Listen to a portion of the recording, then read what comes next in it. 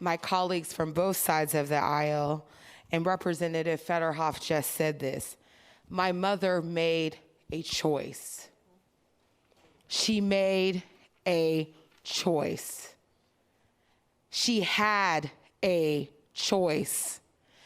And really, this bill, and Representative Grall, I know we've talked at length, this bill robs women of their choice. This bill robs women of their ability to make an informed decision in consultation with their doctor and their family.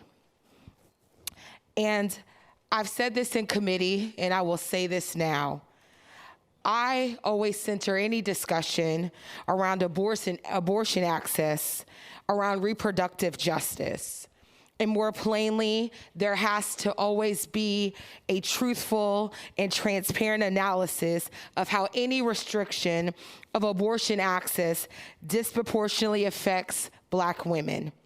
Safe access to abortion goes to the heart of personal determination because it's tied to people's right to control their lives and destiny. And I know sometimes y'all say, why does she always talk about Black women? Because I think that we have to have an honest conversation that Black women's bodies are shackled to the history and the formation of this country. This ban is not just about access to safe abortions, it's about the need to control women, which is rooted in patriarchy. There's a deep concern about unborn children, then simultaneously it is clear time and time again that our afterborn children are not appropriately cared for. And we see that in the result of HB 1 and HB 1475. The excuses and justifications we hold for deaths, specifically Black deaths that are sanctioned by state, do not hold up to the decision now to make laws concerning Black life and Black death and Black births. There's been a lot of talk about eugenics. However, it's interesting that we have systems and wait list and backlog services, and those systems and wait list and backlog services also choose who live and who die. Because we know that if you do not have access to the appropriate health care in order to make decisions about your health, that also may result in your death. And it's interesting because as I offered my amendment about the clearinghouse information, this bill has a direct fiscal impact on Medicaid and Med waiver programs, education, SNAP, transportation, and housing.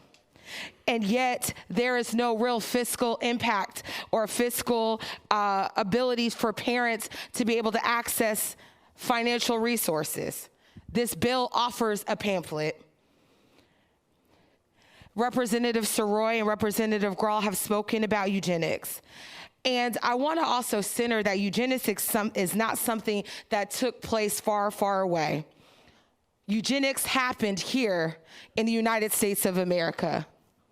Eugenics happened with the Tuskegee Project, where Black and brown lives were tested on, where Black women have been used as guinea pigs. Eugenics is something that if we're gonna have an honest conversation, we have to deal with it right now. And also, I'm talking with friends who are disability advocates and folks who are disabled. When we think about eugenics and disability, the special education of students with disabilities in self-contained classrooms and centers are products of eugenics.